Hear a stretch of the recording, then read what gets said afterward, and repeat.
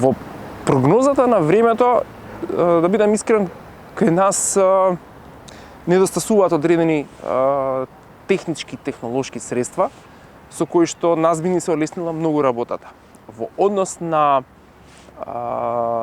прогнозата и незината точност, затоа што многу пати сме имале средби со наши колеги од странство, со метеоролози кои што работат во далеку технолошки понапредни метеоролошки сервиси. Нашата точност не се разликува воопшто од нивната, ама патот што тие треба да го изведат до својата прогнози, патот што ние треба да го изводиме заради таа технолошка разлика е нашиот подолг во секој случај. Со екстра напори се компензира она што ни недостасува. Значи ние колку и да сакаме да модернизираме постара опрема, тоа веќе не оди така. Знаете, ние зборуваме за модернизирање на застава 101 во случај кога имаме најнова BMW 5, да речеме.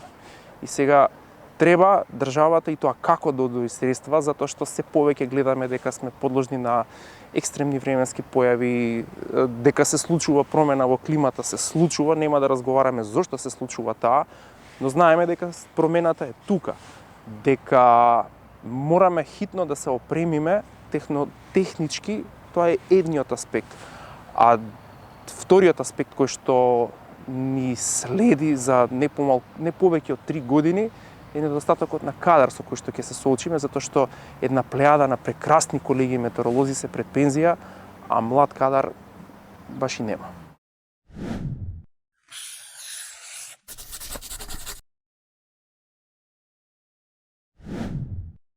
Тоа е прашање кое што јас си го поставувам самиот на себе и колегите мои си го поставуваме.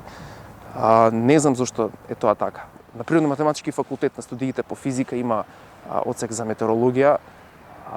Прекрасна е науката, има што да се научи, жива е. Процеси на работа се учат на крајот на криштата, логички процеси се учење на метеорологија. Со метеорологија можете понатаму мал милион други работи да работите, не само метеорологија, а зошто нема кадар?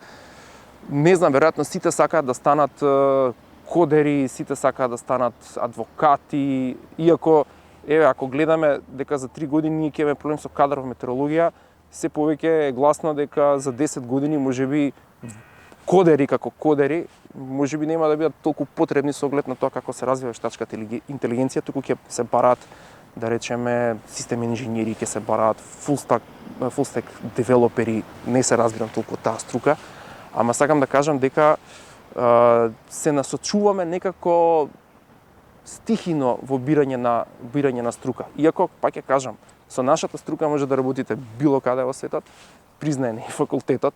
Да речеме, во соседна Србија имаме колеги кои што работат на развој на нумерички модели, работат по светски прогностички центри и сето тоа е супер. Кај нас можеби недостасува малку маркетинг.